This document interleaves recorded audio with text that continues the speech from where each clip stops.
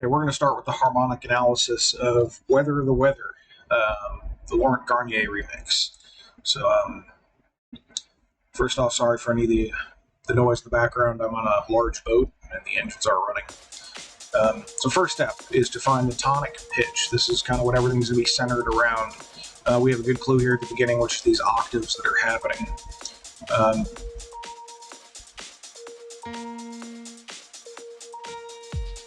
All right, so we have B flat,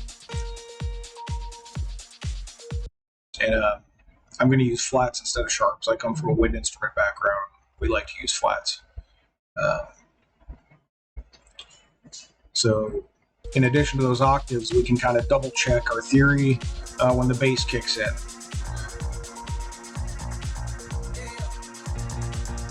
And that matches. So we got a B flat there. So unless something changes in the future, it seems the B flat is our tonic pitch, which as we're numbering notes later, that'll be indicated by a number 1. So next up, we're going to find these bass notes. There's some different bass notes in this song. They start right here. And it looks like we have 2 measures of each bass note.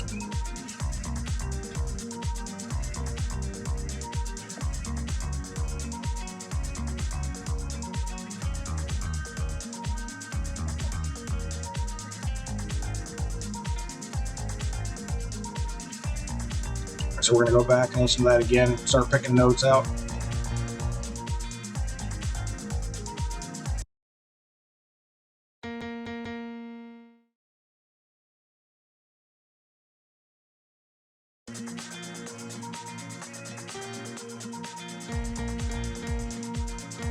There's the B flat. We got an A flat there.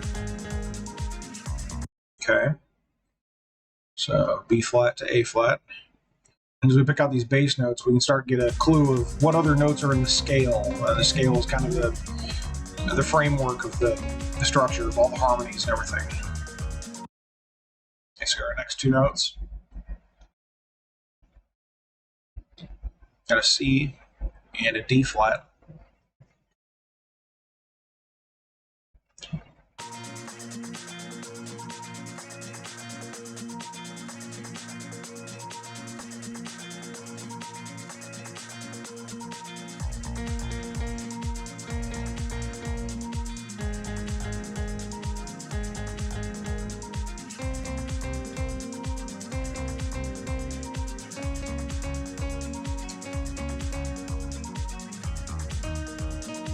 All right, there's the E flat. Back to A flat. B flat again. There's a D flat. And then we start the whole thing over, go back to the B flat. And that's your repeated pattern right there. So we have 8 different sets of notes. 2 measures each. So total of 16 beats for each one, 64 count phrases. Okay, so now we can write out our scale. A scale is a series of notes, 1 of each letter name, B, C, D, E, F, G, A, B. The B flat is our octave. So there's really 7 notes in the scale. So now I'm kind of just filling in the flats that we have already to get an idea of what notes are used in this scale. The arrangement of the flats and sharps tell us what kind of scale this is. Now, it'd be very odd to have this scale without the G flat as well. Missing the A flat would be kind of normal. This is a B minor scale. Because the A is flat, it is a natural minor. If you have harmonic minor, the A would be natural. But for this, we have it flat. And we can kind of compare that over here at Tractor, and it's already picked it out for us, B flat minor, so that's kind of confirming what our theory is here. Okay, so now we're going to find these other notes, which sound almost like the picked guitar parts, and those are going to kind of give us the idea of what the actual harmony is.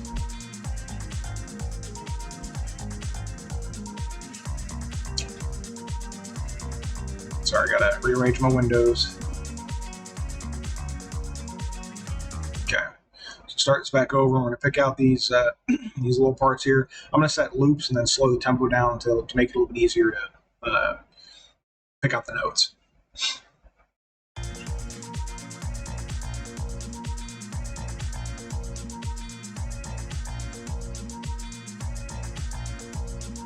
Okay. So start picking out these other notes.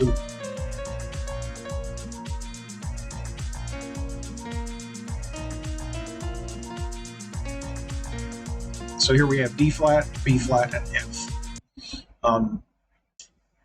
Above your bass note, it doesn't matter what order they are in. The note that's on the bottom does matter as far as how we notate our harmony. But anything other than that, it really doesn't matter what order those notes are in. I'm just going to write them in order that they happen in that picking sequence. So here we have C, A flat, F, C, A flat, F.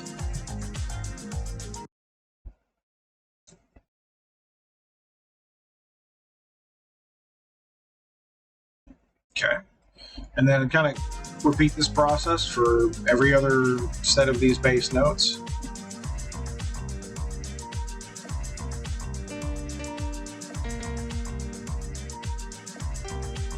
So there's an E, a B flat, and a G.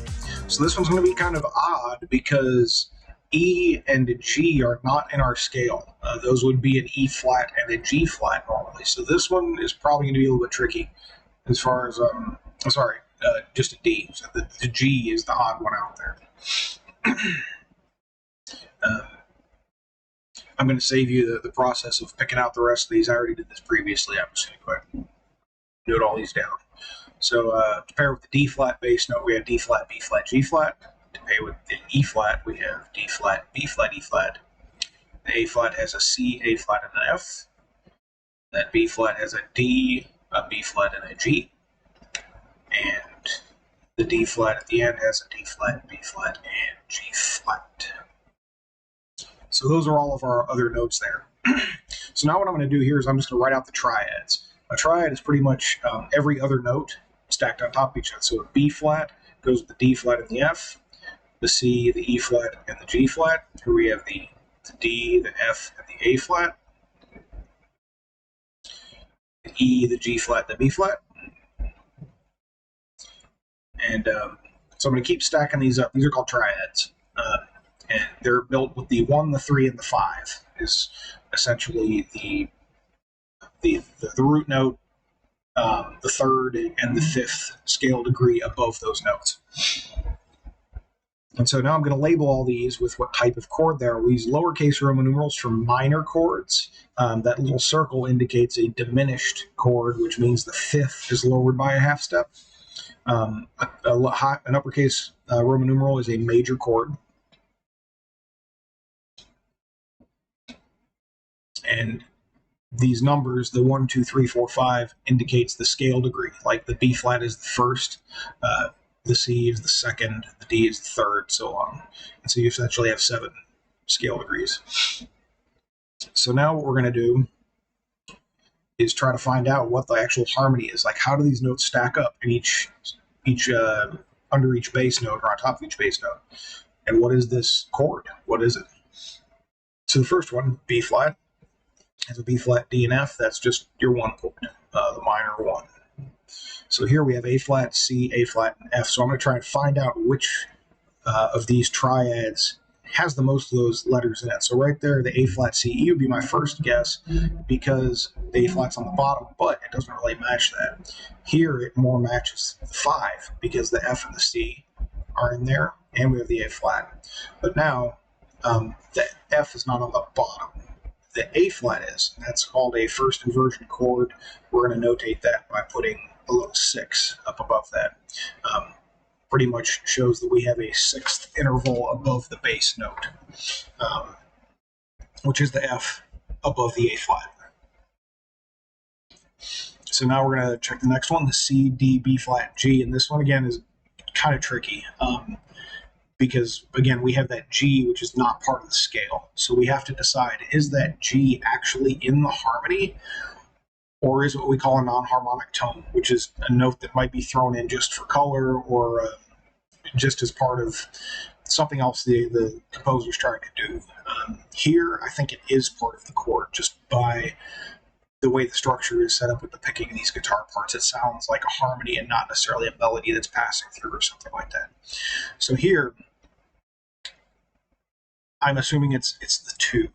There's a couple different options here, but I'm interpreting this as a second, based off that C, that the root note is the bass. But we're including some extra notes in there. So in addition to our regular 2, we have a 7th scale degree and a sharp 9th. So a 2, 7, sharp 9 would be what you have there. So it's based off of C. They include the B flat, and then the G, which is the sharp 9. So that's kind of, yeah, it's kind of odd. These can be interpreted different ways, but that's the way I took it. The next one is a major 6, and the 6/4 indicates second inversion, meaning the 5th scale degree is on the bottom, is your root note. So here we have another one that's going to be D flat, E flat, D flat, B flat, and E flat. I think this one here is a 4 with an added 7th. Adding the D flat there is the 7th above the E flat. That's what made most sense to me. And then number 6, the A flat with the C, kind of the same as our number 2 up there, 5 chord with the first inversion. Here, this has a D natural and a G natural. So I'm interpreting this as a major first chord. B flat on the bottom, but with an added 6th, which is the G.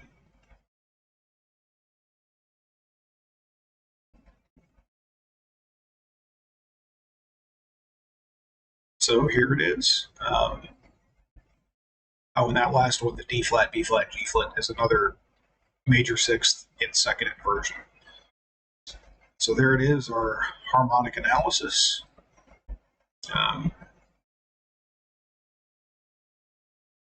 And then the whole thing repeats itself over and over again. That's kind of where it is. A couple odd chords in there, but it's all based off a B flat natural minor scale. And that's it.